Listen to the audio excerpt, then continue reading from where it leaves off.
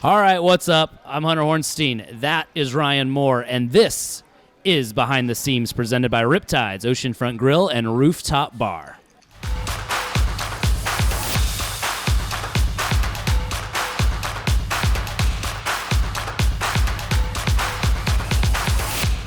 If you're new to the show, this is where we get to bring questions that you ask. So we go on Facebook, Twitter, and for this final episode, we went on Instagram as well to ask questions that we are bringing directly to Pelicans team president Ryan Moore. And also, the fun part of this is that we've got our drinks as well, and we are in a dead heat for this final tiebreaker for seeing how fast and how much of this drink that we can drink. So we're 2-2. We're 2-2. This is the series is tied at 2 apiece. Rubber match. The first time we should note that we are drinking the same beverage as well. We are. Why don't you tell the good folks what we got? This is my go-to. This is my third one in a row with everything under the sun. Comes with a tropical Red Bull submerged in there. I already poured it up earlier. What else is in that everything under the sun? Why don't you tell the people? It is every clear well liquor that they have. So vodka, rum, gin, tequila.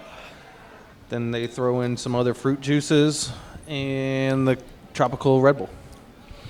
RipTydz Bar and Grill, we are in the downstairs level, so we've actually been to every single level of this thing. We've been to the very bottom in the sand along the beach. We are now in the second level, which has a bar. It is rooftop, or not rooftop, it is oceanfront. And then the rooftop bar, which is where we typically are, is all the way at the top. So 3 different places for you to come on down and have a good time at RipTydz Oceanfront Grill and Rooftop Bar. Get some food. We've got some food coming. We've got our drinks, and we've got our questions, and let's get right into those. Now, we've got our first question here. This is one of our Instagram questions. Ethan from Instagram wants to know, when can we expect the Pelicans to play more teams within the league? I think you'll see more teams next year. I do think that travel will still be regionalized to cut down on the amount of hours guys are spending on buses, but I don't think it'll be to the extremes of what we saw this year. I believe that it's the new structure combined with some of the protocols and mitigation factors with the pandemic going on, that we had a lot of the games be with teams within a couple hours driving distance. Now, we did make a trip up to Salem. We did go to Lynchburg. I don't foresee us playing an equal amount with every opponent, but I would expect it to be expanded to some extent. Moving right along, Ed via Twitter. How many bat dogs have there been? How did that whole thing start? I can answer the first part of that question. Second part I can surmise, but I don't know for sure. There's been 3 bat dogs. I think we've talked about this at one point in time or another. It started with Dinger. He was opening day, season 1. He retired, and Deuce came in. Deuce retired, and Slider came in. So we are on year 3 with Slider. Season 2, season 3? Year 3, season 2, full-time. Full-time. And he had that partial season when he was getting kind of brought into the fold. I don't know what their decision was in initially having a dog, but my guess is that it was just another way to be immersive to the fans in terms of entertainment and unique offerings. And I think each bat dog has kind of had its own special trick or knack, or, different thing that it did. Bringing balls out was definitely a thing of the past. Slider just wasn't really good at that, candidly. That's why he doesn't do that. But he was pretty good at retrieving bats. And honestly, I think the bat retrieval is almost better, because a lot of times when you had the ball delivery, that was in between the innings and there's other stuff going on and people's attention isn't necessarily directed on the field. But now with that happening after every batter in our designated innings, it adds just another layer of continued entertainment and don't leave your seat type of fun. Yeah, Deuce's big thing, bat dog prior to Slider, Deuce's big thing, he retired in 2018, was the ball delivery. And it got to the point where, and Deuce was he was 10 years old by the time he retired. By the way, Deuce is still alive. Want to make that very clear. I don't know. I always feel like I have to say that because people think Deuce died. Deuce is very much alive. Deuce lives with Slider. Yeah, Deuce lives with Slider. Slider lives with Deuce. Deuce comes by the ballpark still. He's fine.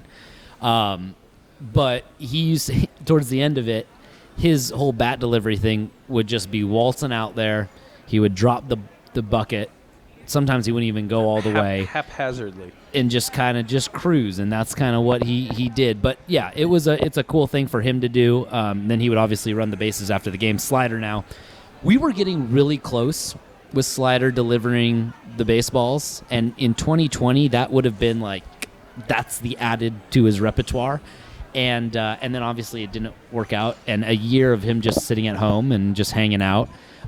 Yeah, that's gone. There's no way we're going to be able to train that back. He's also a celebrity now. He is. He came into 2020 kind of an unknown product, the third in line. After this past weekend, that man needs his own agent. Like, for us to tell him, hey, we need you to pick up a new trick, I kind of feel out of place. By the way, making some progress on this Everything Under the Sun. I feel like I'm going to lose. It's coming.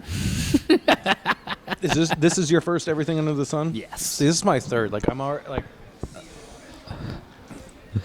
I can taste the sugar of the Red Bull and the juice, but I can also taste everything else that's under the sun. I was watching him... It's a lot. Pour. It's a lot. He had a heavy pour. They have great drinks here, though, but it's a lot. Luke, via Twitter, how did the pirate logo and jersey come to fruition, and how's it feel to have that immortalized on your arm? In parentheses, it's sick BTW. Thanks, Luke. It's nice. It's nice. People say nice things. So the pirate logo came to be as part of kind of just an overall promotion that we do every single night at the ballpark. And this one happened to be geared towards kids. And we were doing a pirate and princess night. And we had an intern at the time, Chris Hale, who was messing around on Photoshop and took an iteration of our bird head that we had put together for our Copa series. That logo never made it to production, and we went with the side shot of the head with the big wings coming on the side. But we still had the straight-on kind of fierce look of just the head. And he took away the wings that were associated with it and replaced it with crossbones for Pirate Night. And I remember it being like, wow, that looks cool. Like, we should definitely do something with that. And it was like, I don't know, a couple months later, it's probably Beth who took the logo and put it onto a flag. And then it was like, okay, this is actually got some legs to it. And it's been kind of a slow process since we first set our eyes. It's been at least a few years now. And that's kind of how a lot of those secondary brands that we have kind of made its way through the ecosystem of idea to fruition. It's like you put it out there a little bit, see what the reaction is. Reaction strong, kind of pour a little bit more into it. Palmetto State, same thing. ASL line. And so it got to the point where, like, we should get this produced professionally, not just done by Photoshop. And the Photoshop is where the creative side comes from. And I don't say that disparagingly, but you just can't take that from Photoshop and put it onto a hat. And we worked with our partners over at Brandios and added some depth and layers to it to give it its final touch. And that's where it came to. And we were going to release it last year as part of a one-off it's like a jersey night and then have a whole collection line. So we were going to do the jersey, and we said if we're going to do the jersey, we should do a corresponding hat. And the way that our arrangement works with our hat providers is we can't hit the pause button per se. We had to release it, or it would have been released otherwise. So we released the hat last year, probably about this time. It would have been in the middle of the summer, probably about July or so. So we pushed the hat out and had some other merchandise lines that came along with it, and we had that initial push, and everything kind of got shut down for a little bit. And as we started being able to bring more merchandise in-house and have some of it in the shop, we put a Pirate Night back onto our promotional schedule on the tail end so we could make sure that we had product in store for fans that liked the look of the team. And so the last Friday night, a couple nights ago, we had our players wearing the jerseys. We auctioned off the game-worn jerseys after the game. We will be replacing them. They will become a permanent fixture, not as our primary brand, but as a secondary brand that has some stickiness to it. That's breaking news, by the way. That's the first time that he's made that mention. So when this airs, that's basically the announcement. Yeah, it's coming back. In what form or fashion, the exact details have not been worked out, but you will see it more than one time a year at Pelicans ballpark. That's awesome. That I know for sure.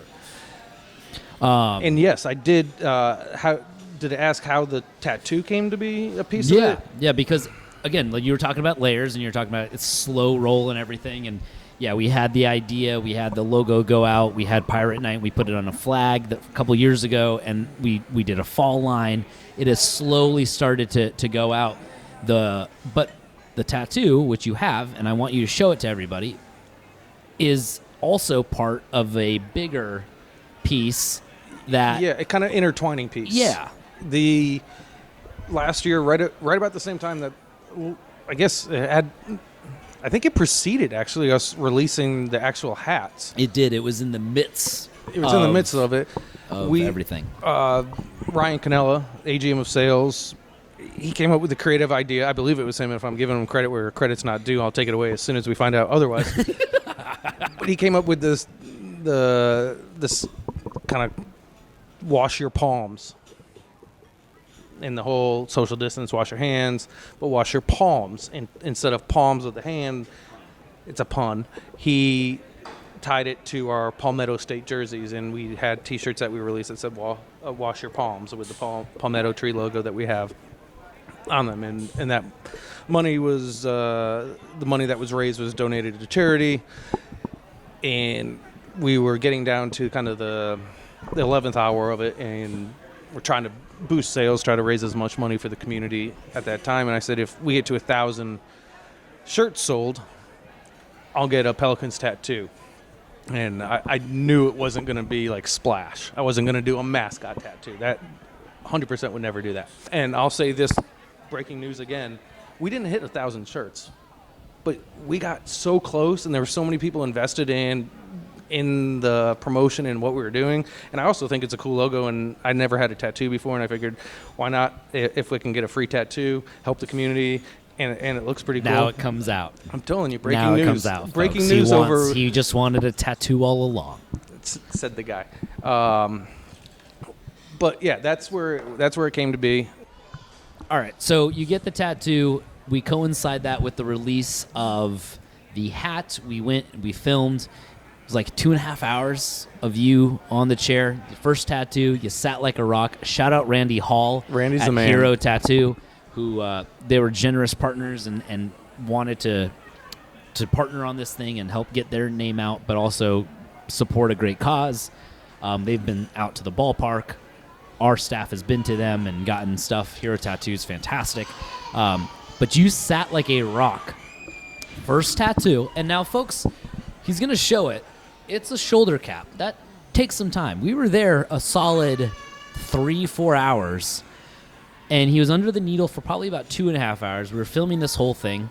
We cut up this footage, and we sent it out, and we coupled that with the release of the hat. So before we get any further, show off that too. Explain what camera should I go to?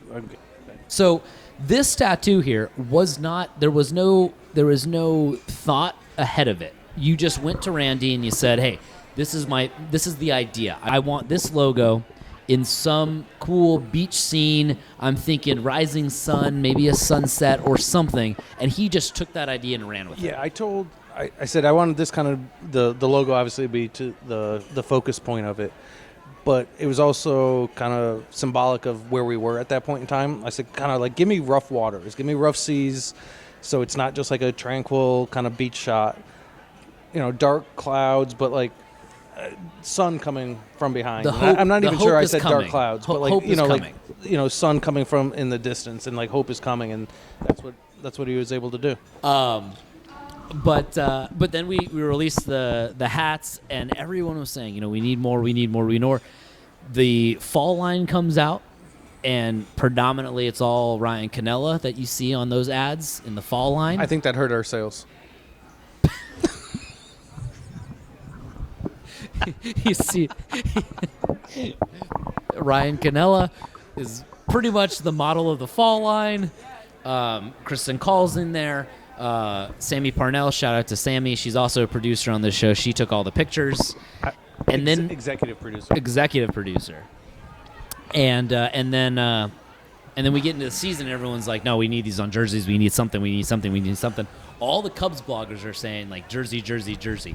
And I'll tell you what, it was the hardest thing in the world to kind of play along with that and be like, okay, yeah, maybe, we'll see, knowing full well going into the 2020 season, or 2021 season, I should say, that we had this plan. And like it was like this master plan of like, no, we're going to slow roll this. We know what we're doing.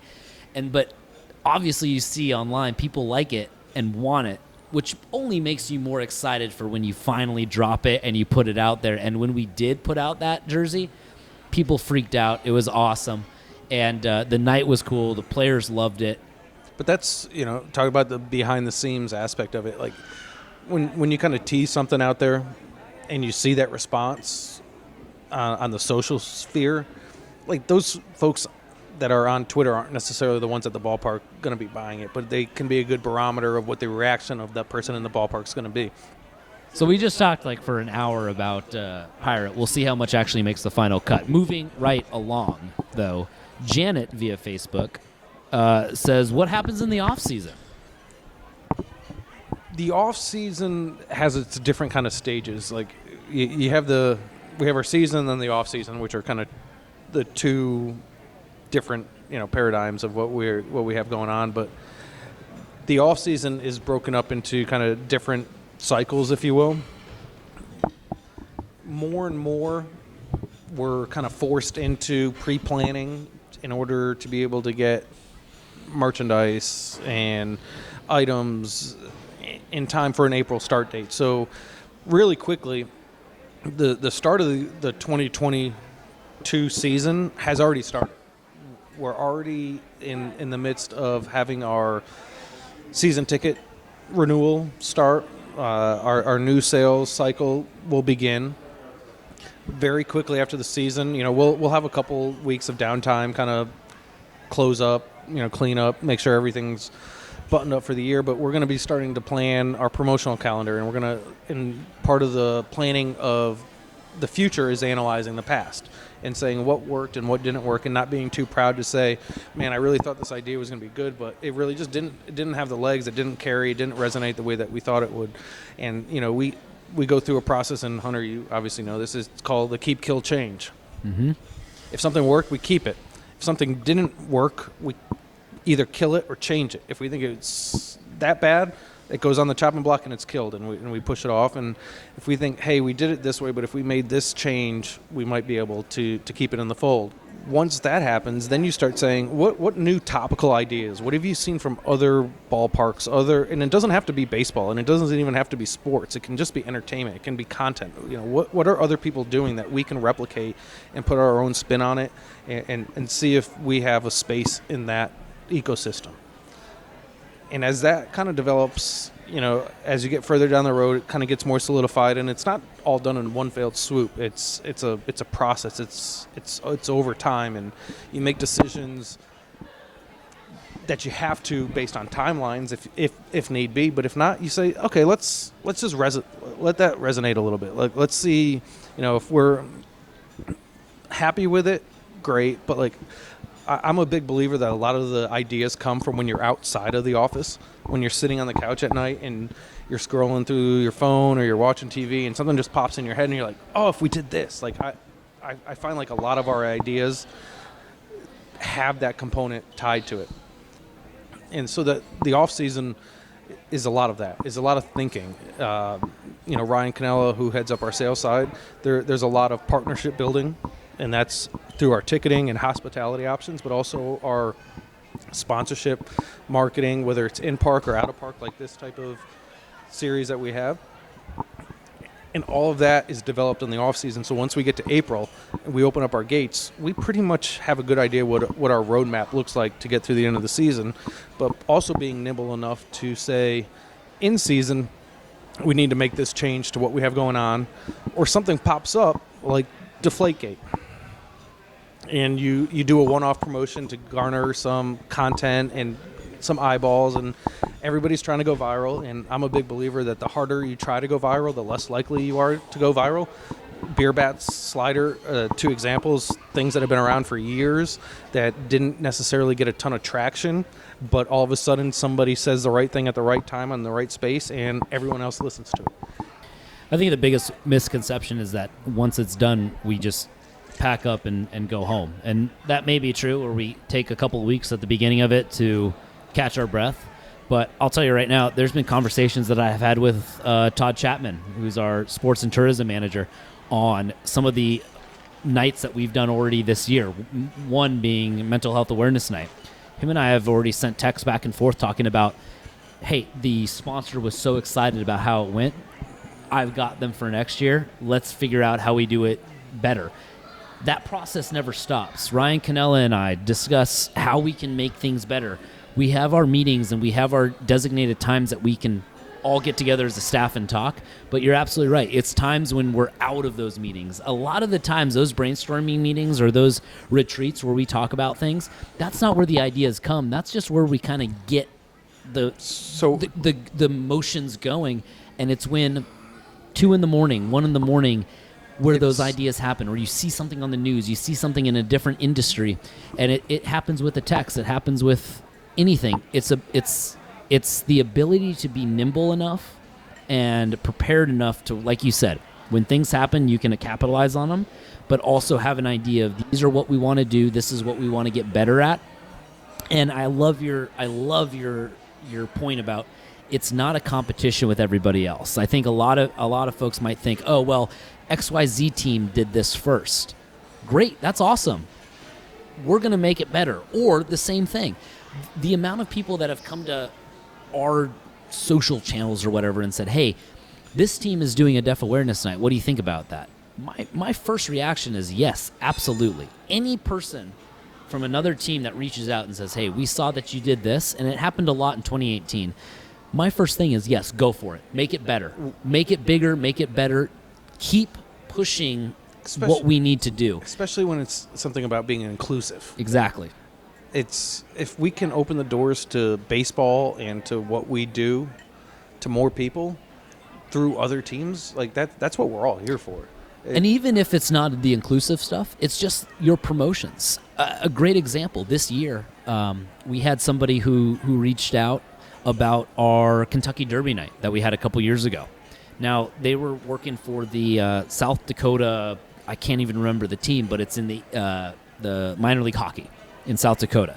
And they wanted to do a Kentucky Derby night. And this was one of the first nights that they've done. And historically, the team has not done big theme nights or blown it out or anything. And this was kind of their first venture into it. And credit to Carly DeLand on this, who reached out to me. She worked for us, right? She did. She worked in 2020. She would have been part of our 2020 squad. But she wanted to bring that to the organization. And they reached out about, hey, how did you guys do Derby night? And for us, all the things that we said, hey, yeah, we did this, we did that, we did that. A lot of the conversation was, I wish we had done this. I wish we could have done that. And they took that and they ran with it. And they had a great night. And I got a great letter from her and her staff during the season saying that it was one of the best attended nights that they've had. Their season ticket holders were so excited that the team had kind of pivoted and done a theme night, so to speak. And it's that kind of stuff where we saw the same thing in the G League with the Windy City Bulls. They did that with Deaf Awareness Night. And so it's not just baseball. It's everywhere else. And that's what it's about, is expanding that and everyone helping everybody else. And you take it to, like, well, okay, we had Deaf Awareness Night. Look at the Baltimore Orioles. Very shortly after we did our Deaf Awareness jerseys, they had their Braille jerseys. And it's all about causes and creating good. And if other people are picking up on what we do, whether it be for the entertainment or for the inclusiveness, take it, steal it. Like, there's nothing proprietary about what we're doing. That's one of the biggest compliments, I think, in our industry. If somebody asks us, hey, how did you do XYZ? What did you do there? We want to do that. That is a huge compliment. It's endearment. It's not a negative thing at all. There's never a time in our industry that I can remember that someone's like, I can't really share that with you. I can't tell you how we did. Never once. So let's change gears just a little bit. The That's the planning process. That's looking ahead to the 2022 season. Changing gears. I want to identify. It's over. It's going to be a tough episode for you to finish, I understand. I had such a good segue for this next topic that I wanted to bring in, and you just had to just kick it in its mouth. We can run it back. No, this is probably going to stay in the episode. All right. You're a good loser. So that was a talk about the promotional side and what we do to get ready for the 2022 season, which happens in April, May, and all that. But the off season as well, there's other stuff that happen on the ballpark. The ballpark doesn't just sit there. We do other things. Talk a little bit about what happens in our fall and winter. It's always developing. There's always new things that can come into the fold. We're having conversations about hosting some comic shows, comedian shows out at the ballpark. And those things, they'll come and go. You know, we may get a concert here and there. We may get, a one-off event. But I think the things that, we know for sure, we're going to have our, trick or treat around the warning track. And that's been a program that has grown to the nth degree. I think we had about 50 kids the first year. Then it was like 500. Then it was like 2,000. It's a whole dang thing now. It's a big thing. It's a big thing. We're going to have that. We're going to have, Santa has been invited to the ballpark. He's recently committed. His busy schedule will come down from the North Pole to here in Myrtle Beach for a night. Huge deal, by the way. It's a big deal. It's if it's not the biggest acquisition of the winter, I don't know what it is, but that's a topic for the analysts, not for me. I think, the off season, when you start to know that we're coming back, is parade season. Like once we come up to North Myrtle Beach for those are so much fun. It's the best. Parade season's so much fun because you get the whole. Because that's also when like the interns usually start, and like it's that first team bonding where we're all together and we're just making fools of ourselves, waving at people. People are excited for baseball to come back. Weather's warming up, and then we typically always go out after and just have a great time together. There may or may not be Baileys in the coffee as we're in the parade. It's kind of that like, all right, we're here. Like that's that moment where terribly for the past 2 years we haven't been able to have it. Yeah. So, watch out next year. If that doesn't get you excited for minor league baseball coming back in 2022, I don't know what will. I think this year has been just let's get through it. The goalposts have changed week to week, it seems like. We have been understaffed. We have been under-resourced. But we just continue to do the things we need to do to have that fun. And I think a ton of credit goes to our staff. This has been a unique season. This has been a season of a lot of changes and difficulties. But at the end of the day, we get to make memories for people at the ballpark. There are people at the ballpark who are having fun. We get to make an impact within our community. There are players playing baseball, sliders fetching bats. We're back to where we have been in years past, and that sense of belonging, that sense of value, our identity is back, and there's something to be said about that. And for as difficult a season this might have been, you know what? We got to that finish line, and there are better days ahead. We're going to continue doing the things that we need to do, and we're surrounded by people who care, from our game day staff to our front office staff. We're surrounded by people who care and just want to make this a great experience, and that's special to be a part of. And that's the point I was going to interject before you did, is you mentioned the staff, and it's not the full-time staff as much, and credit to the full-time staff. I hope that everyone knows that I love and appreciate everything that everyone's doing. But in that role, there's a lot of decision-making, and there's a lot of control over the process. Not necessarily the outcome, but the process. But you look at our seasonal staff and you look at our game day staff, who don't necessarily have as much control over what goes on or what decisions are made, but have to, or not have to, but decide to embrace it and be a part of it. I think that's where a lot of the credit goes to, because this has been a tough year, a challenging year. Credit to you for finishing your drink. It's been it's been a year of change, a year of uncertainty, but it's going to be a year very soon, and potentially by the time that this comes out, that it's in its finality, if that's even a word. But like, we got through it, and we say 9/19. That's September 19th. All we have to do is get to September 19th, and we're turning the page, and we're going to move on. And like you said, there has been challenges, there has been struggles, but those challenges and struggles haven't been able to deter the fun that people expect when they come to the ballpark. And ultimately, I think that's the barometer of our success. It's always somebody's first time at the ballpark, and that's why every single time out, from the very top to the bottom of the organization, every single person contributes to that experience, and everybody contributes to having a great, memorable time each time that they're at the ballpark. We're a show. We're a stage.